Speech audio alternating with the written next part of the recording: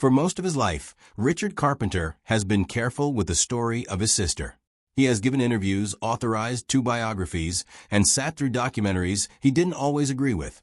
But he has rarely spoken in detail, and almost never with raw candor, about what actually happened to Karen Carpenter behind the hits, the harmonies, and the television specials. That changed gradually and on his own terms in the years leading up to and following the 2021 release of the authorized biography Carpenters, The Musical Legacy, when Richard sat for more than 100 hours of interviews and, for the first time in decades, let some of the harder truths surface in his own words. This is not a story built on speculation. It is built on what Richard Carpenter, his collaborators, and the people closest to Karen have actually said on the record over more than 40 years. Karen Carpenter was born March 2, 1950, in New Haven, Connecticut. Her older brother, Richard, was born 4 years earlier, in October 1946. Richard showed an early, obvious gift for piano, and by his teenage years, he was already being treated as the serious musician of the family. Karen came to music from a different angle entirely, not through formal training, but through a school band program in Downey, California, where the family relocated in 1963 so Richard could be closer to the music industry in Los Angeles. As she told it in interviews during her lifetime, Karen originally joined band class to get out of physical education. She was handed a glockenspiel first and disliked it. Then she saw the drum kit. What happened next is one of the more remarkable and least discussed parts of her story. Karen Carpenter became a genuinely excellent drummer. She studied percussion seriously, developed real technical control, and by the mid-1960s was playing alongside Richard and bassist Wes Jacobs in the Richard Carpenter Trio. In June 1966, the trio entered the annual Battle of the Bands competition at the Hollywood Bowl, performing an instrumental arrangement of The Girl from Ipanema, alongside an original piece called Iced Tea. They won, taking home multiple trophies, including the event's top prize, and the win led directly to a contract with RCA Records. It didn't last. RCA had the group record cover versions, including takes on the Beatles' Every Little Thing and Sinatra's Strangers in the Night, but never released the material, and the trio dissolved not long after, when Jacobs left to attend Juilliard. Richard didn't stop. He teamed up with a new songwriting partner, John Bettis, and formed a vocal harmony group called Spectrum, with Karen again on drums. Spectrum couldn't get a label interested and broke up by 1968. But the Richard Bettis songwriting partnership that came out of it would go on to produce many of the Carpenters' signature hits. It wasn't until 1969, when a demo tape reached Herb Alpert at A&M Records, that the siblings finally found a label willing to build around them.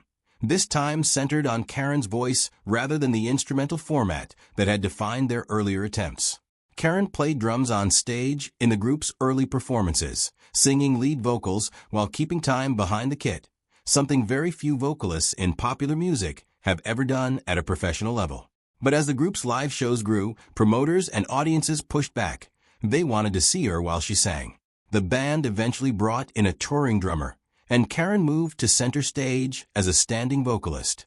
This detail is often treated as a footnote in Carpenter's history, but it is one of the more consequential shifts in Karen's professional life, and it is documented across multiple retrospectives of the group's career, including material drawn directly from the band's archives and Carpenters. The Musical Legacy. Behind the kit, Karen had a defined physical role, and by most accounts from people who worked with her, a level of comfort she didn't have standing alone at a microphone. Whatever the reasoning behind the change, visibility, marketability, the standard expectations of a 1970s pop act, it placed her in a far more exposed position, night after night, for the rest of her performing career. The group's first album, Offering, released in 1969, didn't make much of an impression. Its second single, a cover of Burt Bacharach and Hal David's They Long to Be Close to You, changed everything. Released in May 1970, it became the Carpenters' first #1 hit, spending 4 weeks at the top of the Billboard Hot 100 and launching a run that would define the decade.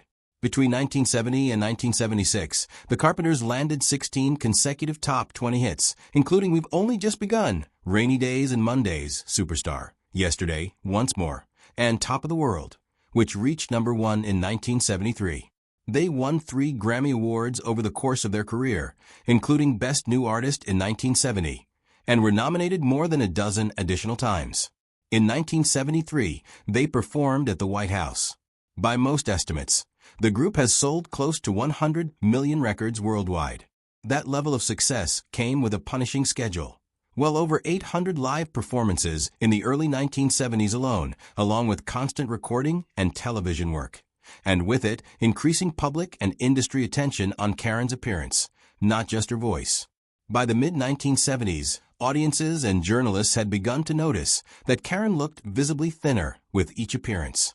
In 1975, the Carpenters canceled a European and Japanese tour.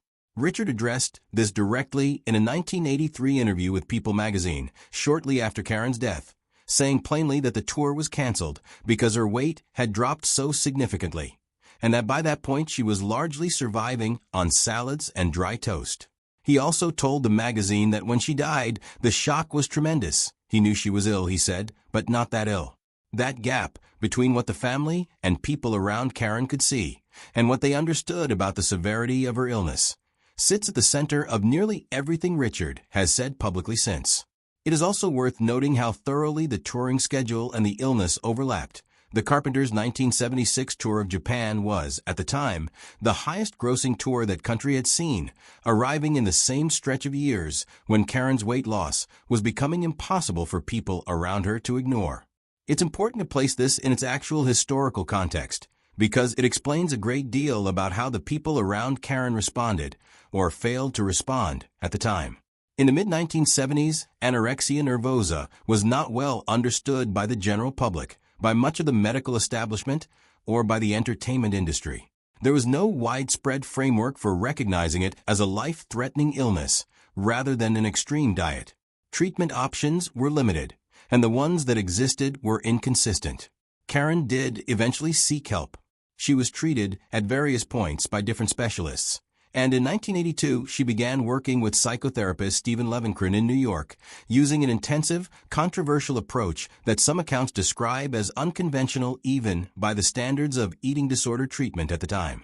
According to reporting drawn from later biographical accounts of that period, Karen struggled against the treatment even as she pursued it, a pattern consistent with how anorexia nervosa is now understood to work, where the illness itself resists the very intervention meant to treat it.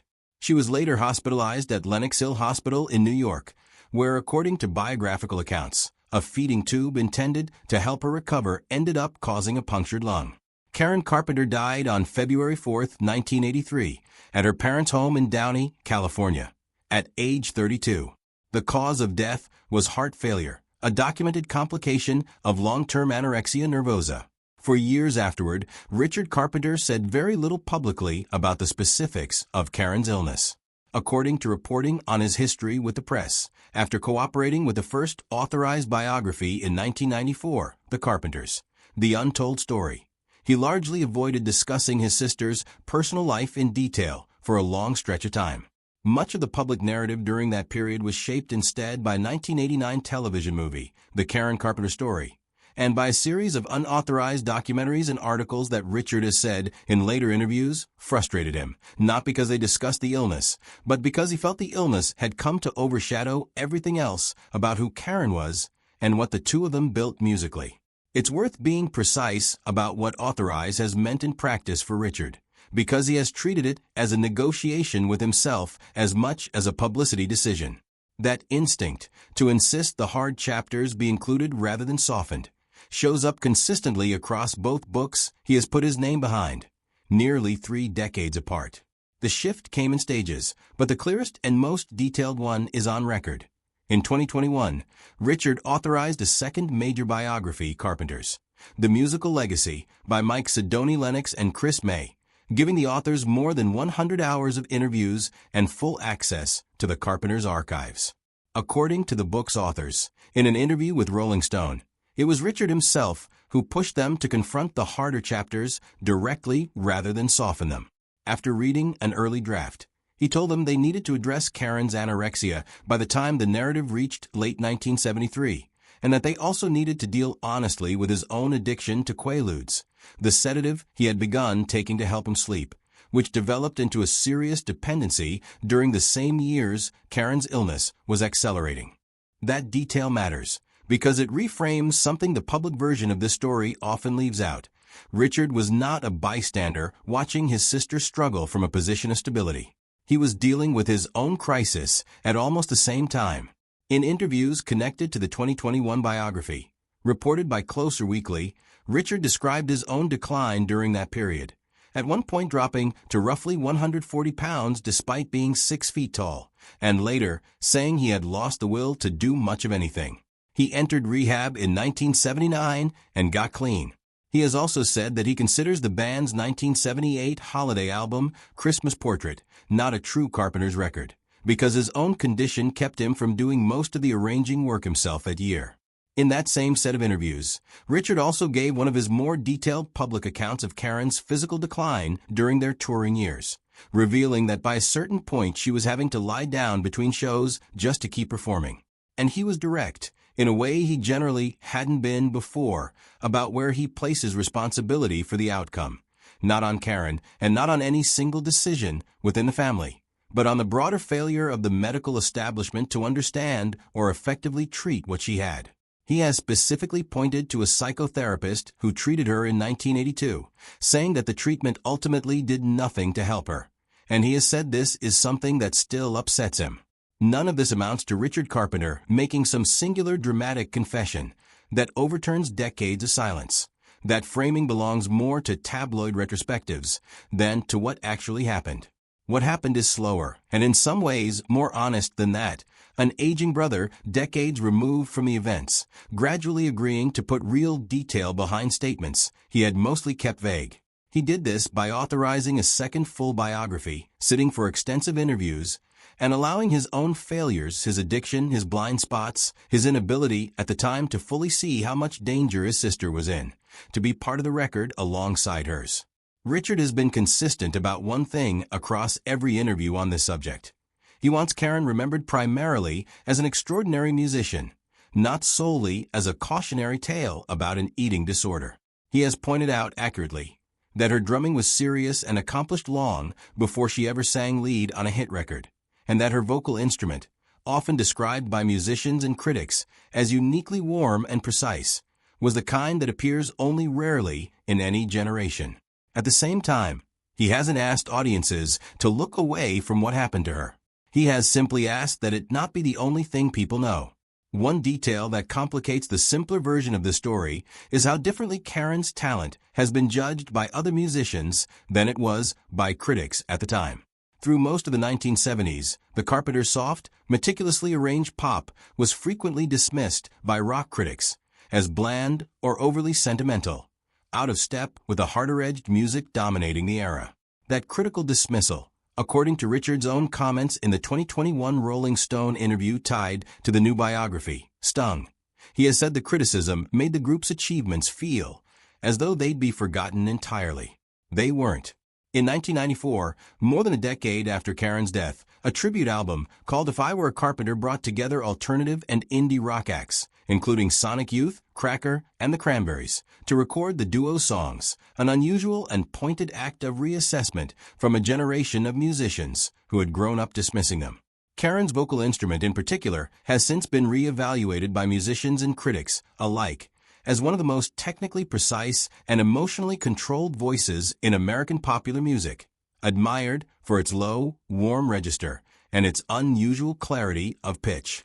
What emerges from Richard Carpenter's actual public record, not invented quotes, not imagined scenes, but statements he has given to people, to Rolling Stone, and through the authorized biography he helped shape, is a story about timing as much as anything else. Karen Carpenter's illness unfolded during a decade when the medical and cultural understanding of anorexia nervosa was still forming. The people closest to her, including her brother, were operating with limited information, limited treatment options, and no real cultural script for how to intervene. That doesn't erase the pain of what happened, but it does complicate any narrative that reduces the story to simple blame. Karen Carpenter's voice remains one of the most recognized in American popular music, more than 4 decades after her death. Richard Carpenter, now in his late 70s, has spent much of his later career trying to make sure that voice, and the years of serious musicianship behind it, aren't lost inside the story of how she died. Based on what he has actually said on the record, that appears to be the correction he has been working toward. Not a hidden truth finally revealed, but a fuller, more honest version of a story that was never really secret, just incomplete.